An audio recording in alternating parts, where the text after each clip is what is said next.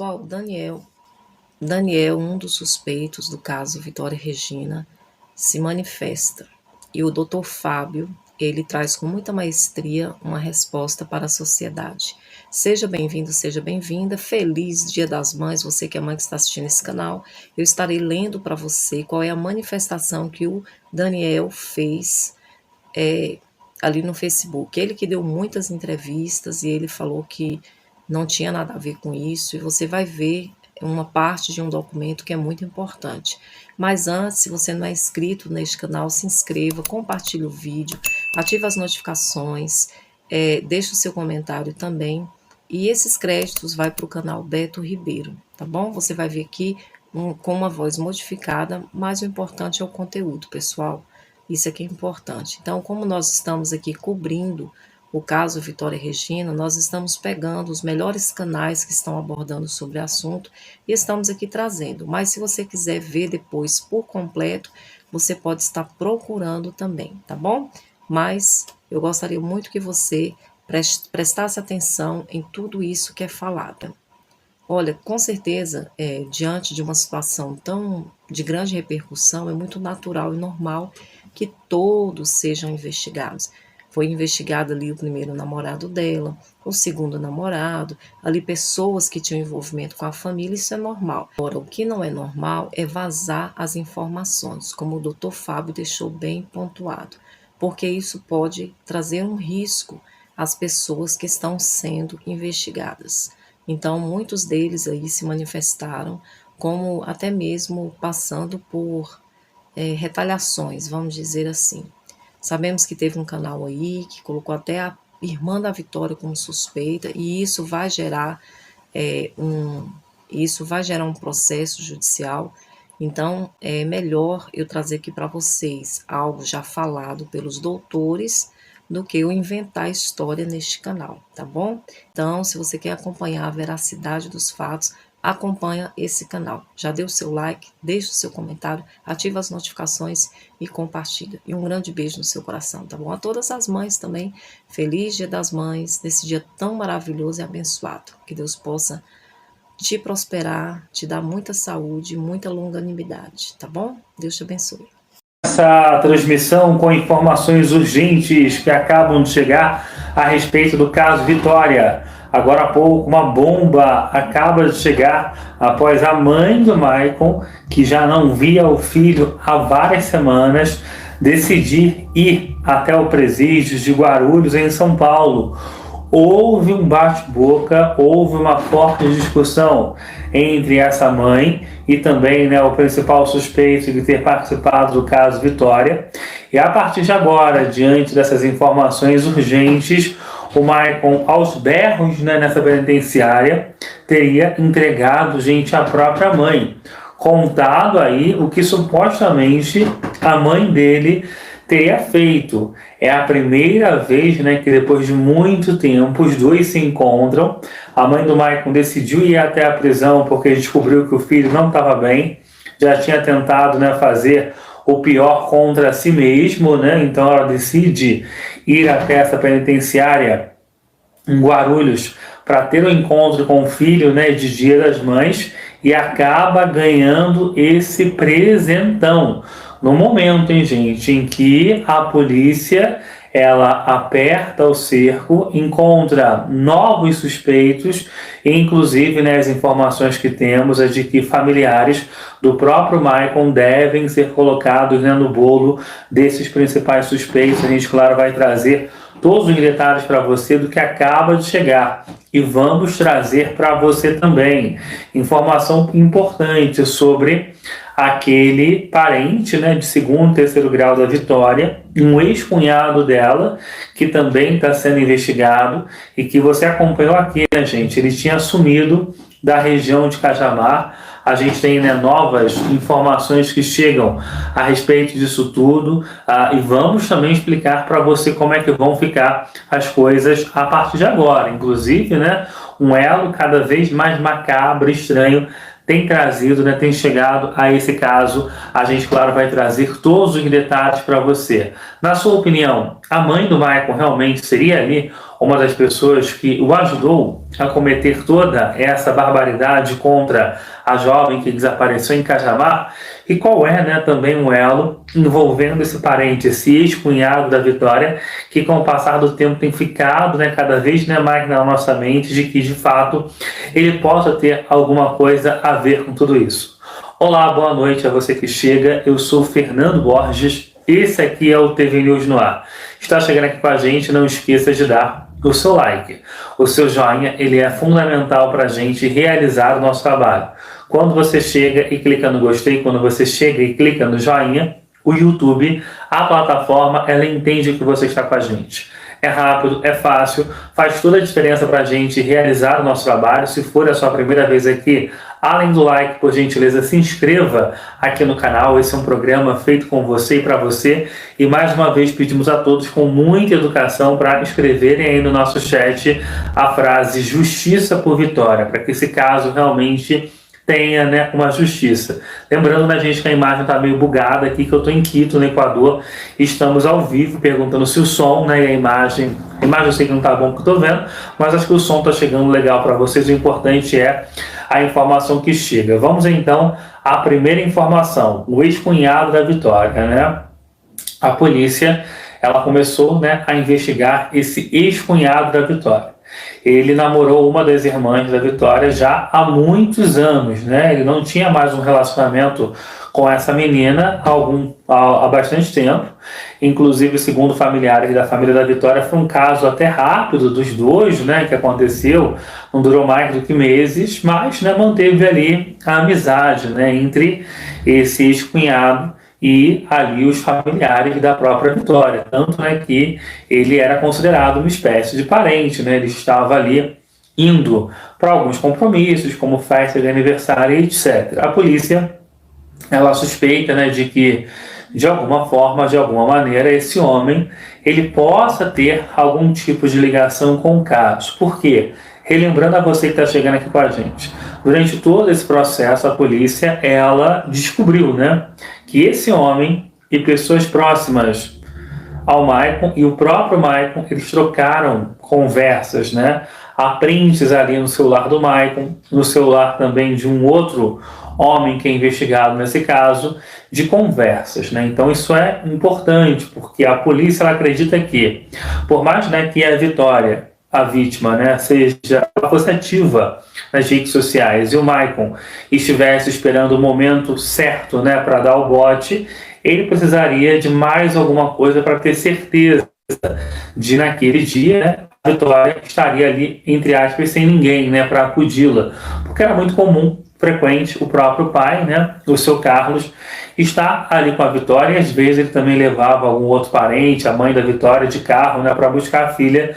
Era o que acontecia, né, com alguma frequência diante do que estava ali na rotina da Vitória, né, que estava trabalhando nesse shopping há alguns meses, há pouco tempo, tinha medo, né, do horário de trabalho que largava, chegava todos os dias após a meia-noite. Então o pai, né, ensinou obviamente a filha a fazer o caminho, mas quando podia, né, mulher, menina nessa idade, voltando para casa depois da meia-noite, a família tinha todo um medo, né? Só não foi o pai buscar porque o carro dele estava quebrado, né? Ele mandou a mensagem para a filha.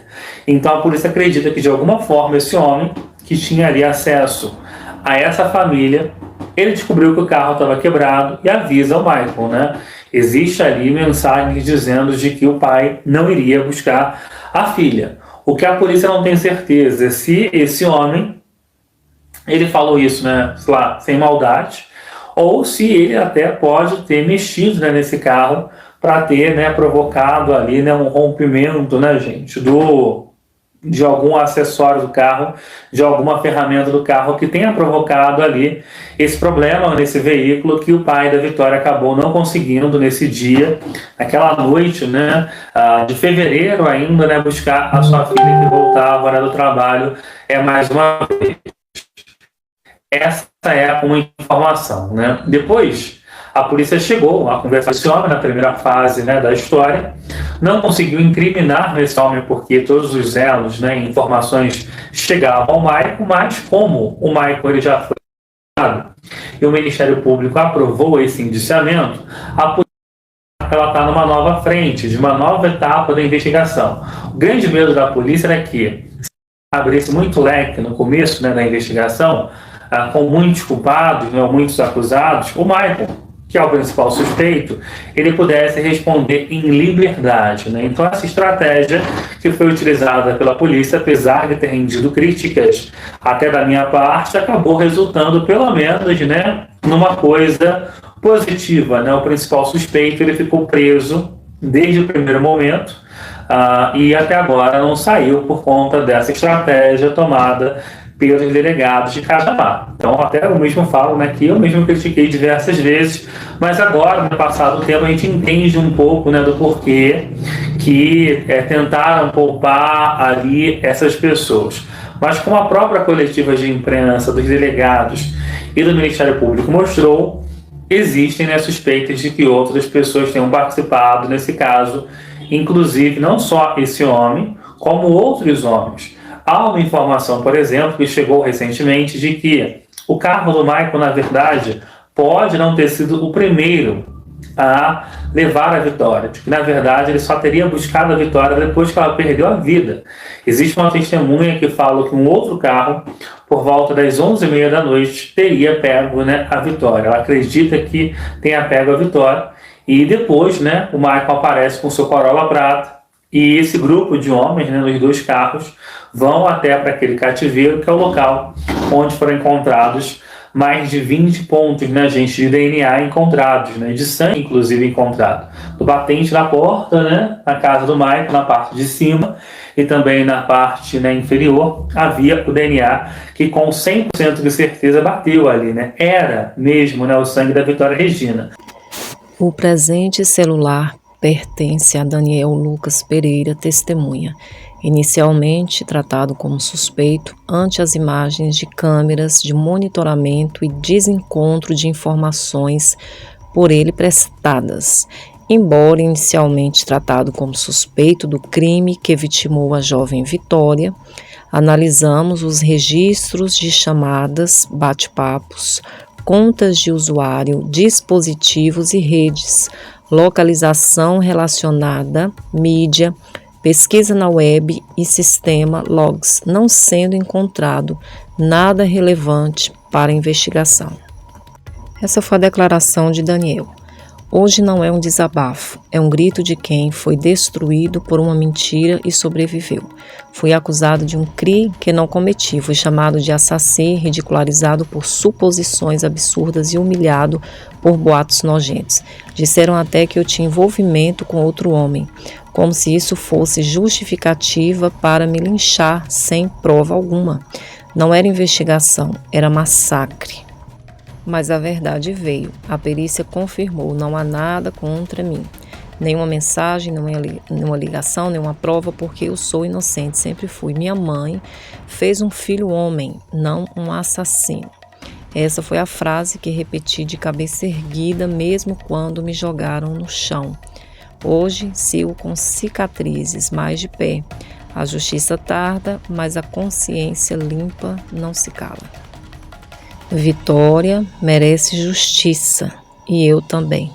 Daniel Lucas. Está acompanhando ele desde o início, ali no Carnaval de 2025. A gente já fez uma longa entrevista, já entrevistei também a família, já tive lives com a Rosângela, e foi ótimo que você trouxe uma série, na primeira entrevista, uma série de colocações da visão da investigação em si, de provas e tudo mais.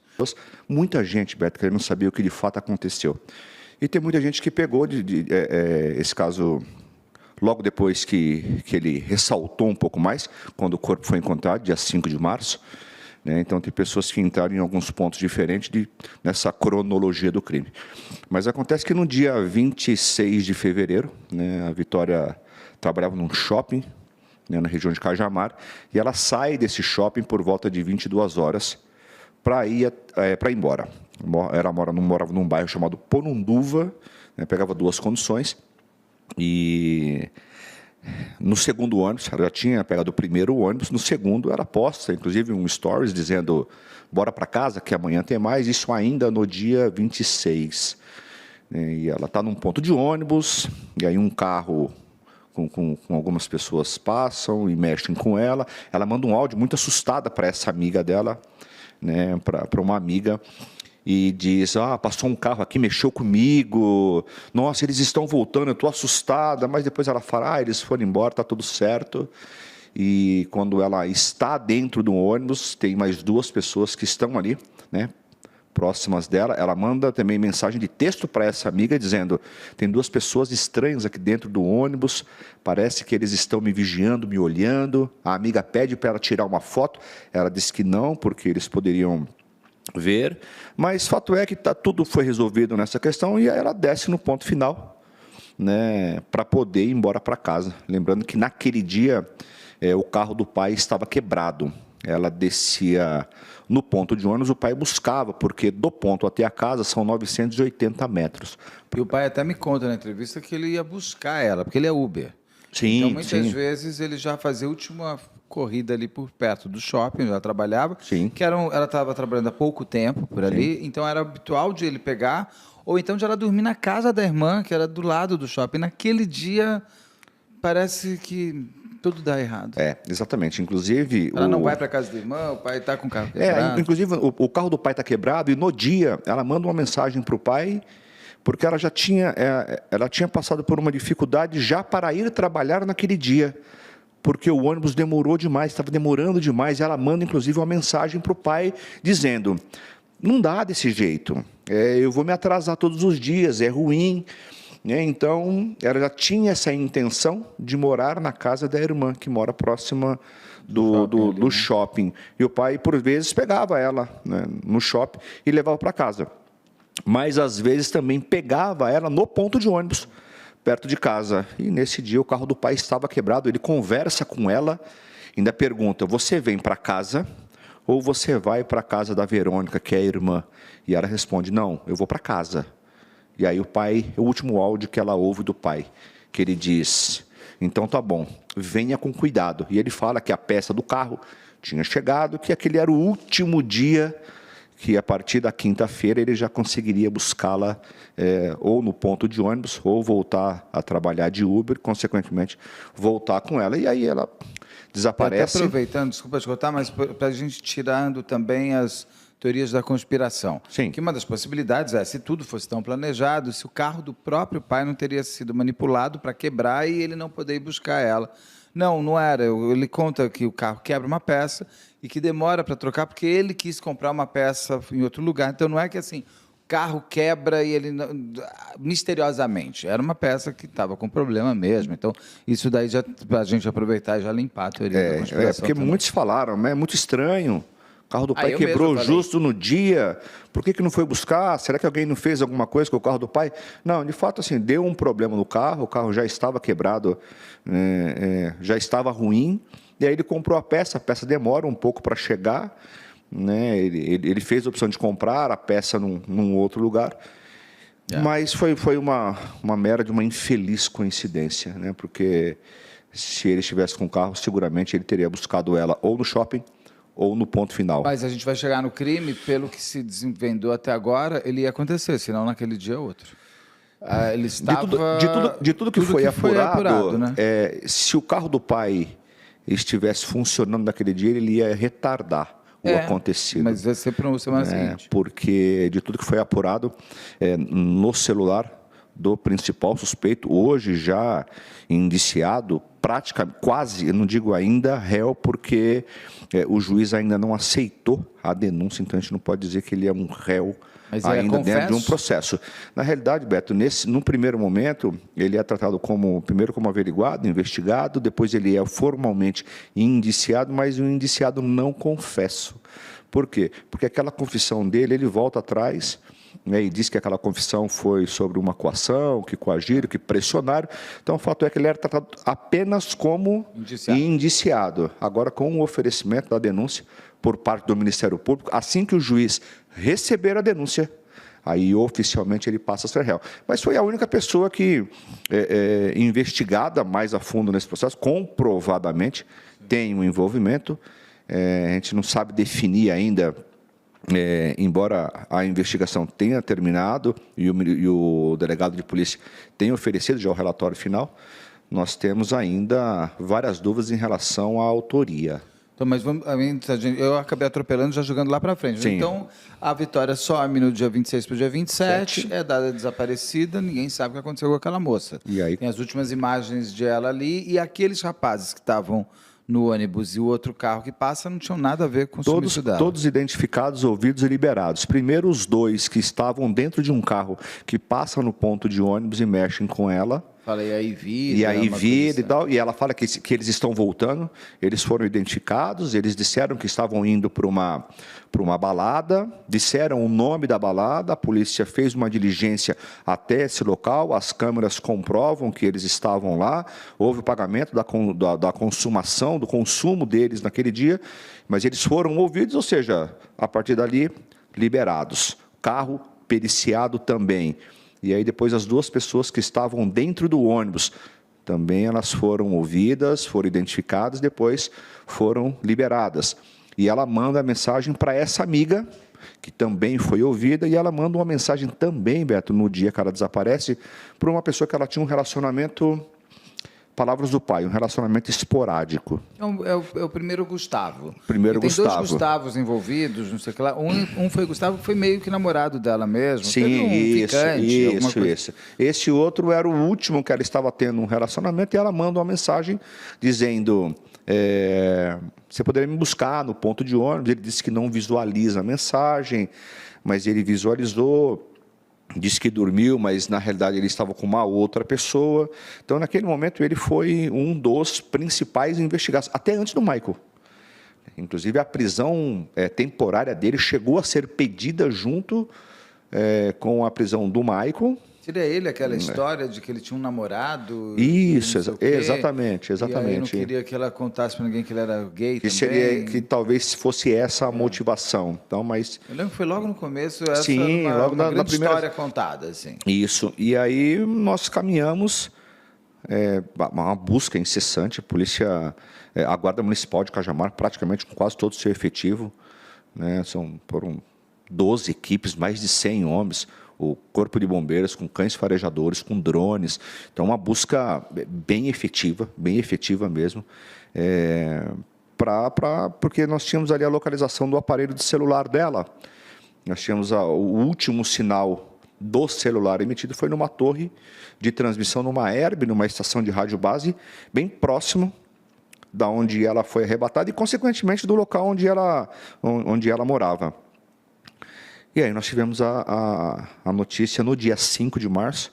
Eu lembro que nesse dia eu fui até a delegacia junto com a família, né, com várias pessoas. Eu lembro que foi a Verônica, foi a Karina, foi a Vanessa, Everton, que são os irmãos, o pai, a Júlia, que é uma prima. Eu acho que só não foi a mãe, salvo engano. A mãe não foi. E nós fomos até a delegacia porque eu queria conversar com o delegado naquele momento. Eu ainda não tinha nenhum contato com o delegado, não tinha falado com ele pessoalmente ainda, e eu queria conversar com ele junto com a família, porque eu estava indo me habilitar no inquérito policial. Né? E o inquérito que naquele momento já estava sob sigilo, né? Eu achei importante ir lá conversar com o delegado e explicar para ele, na frente da família, até para ele explicar para a família que eu precisava de uma procuração. Né?